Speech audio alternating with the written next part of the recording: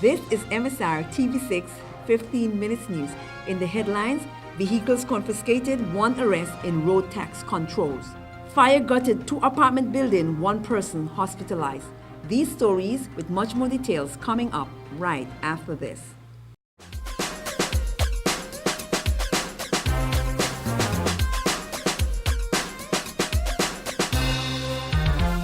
MSR Cable TV, simply the best. As was announced by the receiver's office earlier, road controls for payments of motor vehicle tax went into effect on Wednesday, March 12th, where police officers were seen stationed at several different locations on the Dutch side of the island, controlling vehicles who was in violation of the traffic ordinances. On location in Bel Air Cahill, police spokesperson Inspector Ricardo Henson held a brief conference with members of the press to enlighten the public as to exactly what was about to take place. Oh yes, well, as we said, and the government says that it's time to start controlling the motor vehicles that have not, or those persons that have not paid their road tax. So as we announced yesterday in the newspaper that we would start today. And as you can see the officers behind me. They are busy stopping cars, and they are towing cars. They are doing all they have to do as promised. We have different locations that we are busy controlling right now, and we hope that within short that the message really get across that this is serious. We intend to really control those persons that haven't paid tax, but not only that, other traffic violations also. And those people that have their cars towed would have to pay for towing charges, has to pay for whatever they have to pay. Well, it's because they were warned. Mr. Ricardo, February was a very short month. The economy on the island is kind of rough. Don't you think it's a little harsh on persons? Some people don't have that amount of money to get insurance, number plate, curing, and whatnot. Don't you think a little more leniency should be rendered to the motorists? Well, to be honest with you, it's not my decision to make. These decisions to control these cars were made by the receiver's office, and once they say it's time, and that's what we do. Then we go out. Whether it's lenient or whether it's difficult or not difficult, we can't look at it that way. We just have to look at it that if you are in violation with the traffic laws, then we just have to deal with it. What should motorists have on hand when getting stopped? Well, okay, basically the basic things, which are the driver's license, insurance, inspection card, and the receipt to prove that you have paid your road tax. Those are the main documents that you're supposed to have with you at this present time. Of course, you have to make sure that your car is in very good working condition because they're going to check it also. And that you have a valid driver's license. When I say a driver's license, it means for the type of vehicle that you would be driving, because there are different categories, and you would have to have the correct driver's license for the category of vehicle that you're driving. And we intend to control all of that. So there are many different locations that we are at this present time on the island, and many cars has been towed already.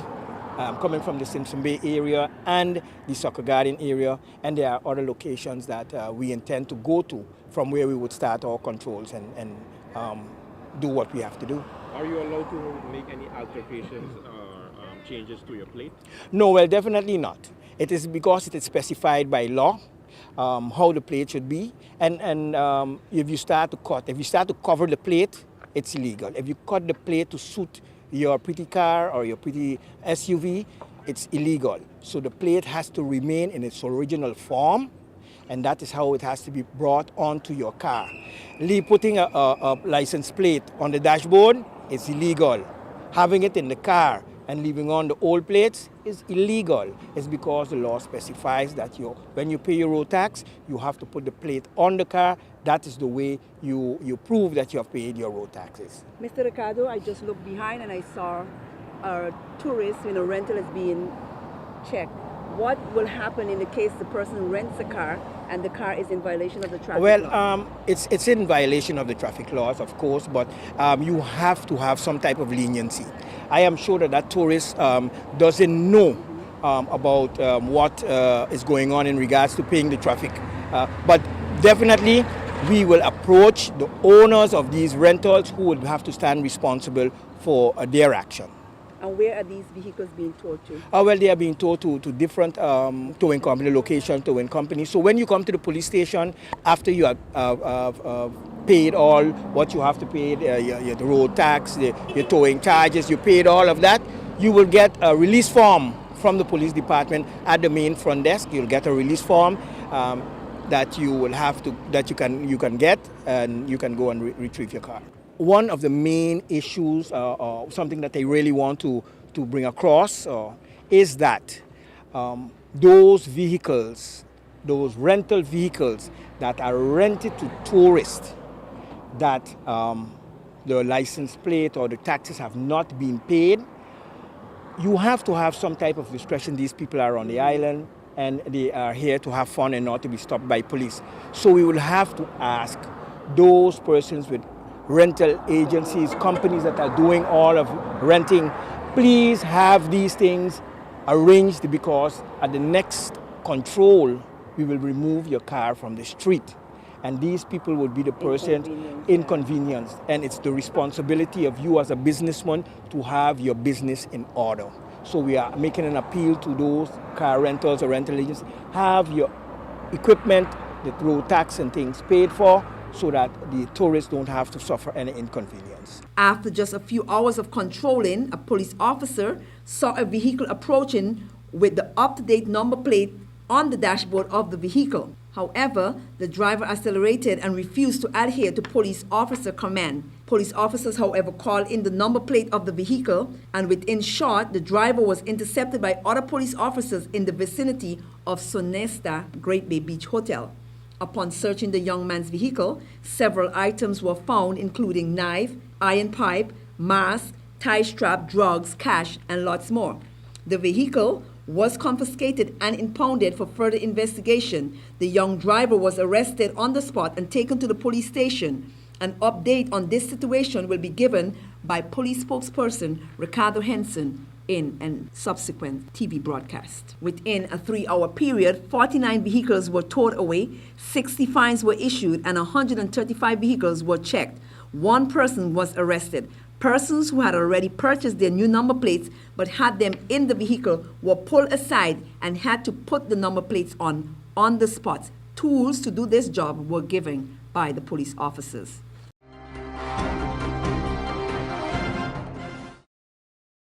Fire gutted the Spring Concordia Beverly apartment building, sending one person to the Louis Constant Fleming Hospital and destroying everything in 2 of the 3-story apartment building. According to reports reaching MSR Reporter, one of the male tenants of the apartment lit a candle and fell asleep, leaving the candle burning, which was the cause of the fire. Unconfirmed reports also said that the male tenant had an incident similar to this before, and that it was said he was suffering from depression.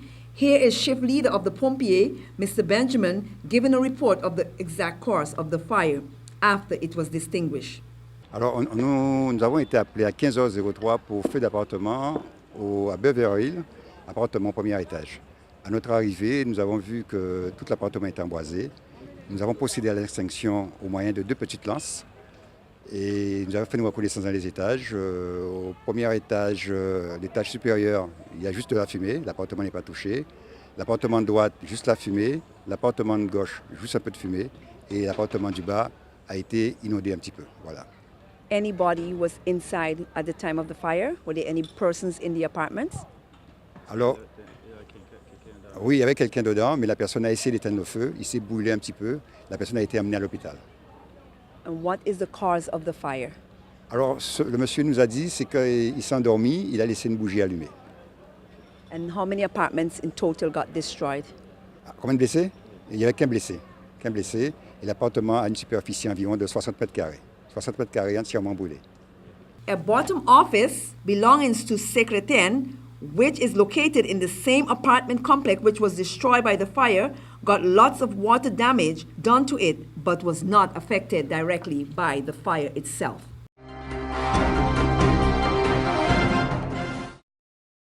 President and founder of Peridot Foundation and President of Parliament, Ms. Gracita R. Arundel, organized luncheon for Female Uniform Division in Law Enforcement.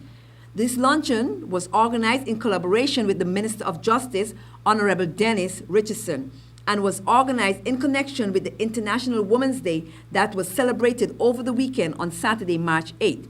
During the luncheon, which was held at the Porte de Plaisance, 9 of the uniformed women was honored and recognized for the outstanding performances in the specific departments.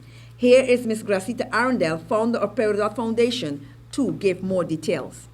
Peridot Foundation joined together with the Ministry of Justice to honor the female officers, especially those in the uniform divisions of the Ministry of Justice. And one of the reasons for doing that was, number one, the Ministry of Justice is a new institution of governance, and number two, the international team that commemorates the International Women's Day, normally on March the 8th, is Equality for Women is Progress for All. And since the uniform division symbolizes functions that used to be occupied by men, male-dominated positions in the police force, customs, immigration, Coast Guard, and at the prison, I thought it was fitting the team and also make use of that team to bring it home locally and recognize the women here in St. Martin that protect our borders, protect our coast every single day with their lives. And Ms. Arundel, you officially you recognize 9 persons, and can you tell me what criteria you use to recognize those 9 persons? Very simple. The criteria did not come from me. The criteria came from the division heads of these different persons who were recognized, again because they see them day to day in their daily work environment, so they knew exactly who to give encouragement to and who would be worthy in recognition. Having said that, all of them, in my view, as I stated during my brief speech, are worthy of recognition. So that's why we organized this luncheon for them to meet each other, see each other, greet each other, support each other, but also for us to say thank you. Thank you for your service and thank you for your dedication. And as founder of the Peridot Foundation, how long has it been in existence, and what was the cause for you forming this foundation? The Peridot Foundation is in existence now 14 years. So that's a very long time. And we've had many events to help spread the word that domestic violence, relational violence against our women or children are just not something that we want to tolerate in our community. Regretfully, not only here in St. Martin or in the Caribbean, but around the world, the incidence of domestic violence remain high. A recent study in Europe, for example, just proved that over 60% of women have been confronted with relational violence, whether at their home or at their offices. You could say 2 things. One, that the women are becoming more and more bold to go to the police and be recorded that they are being abused and they want something done about that, or that violence against our women and children are just on the increase. Whichever way, our foundation, like many other foundations like ours, came into existence to keep that flame burning, that violence against our women and children is a non-option, and we will keep doing so until those figures go down, until every woman and child in our society is safe and happy. This has been MSR TV6 15 Minutes News. We want to thank you for viewing. Until next time.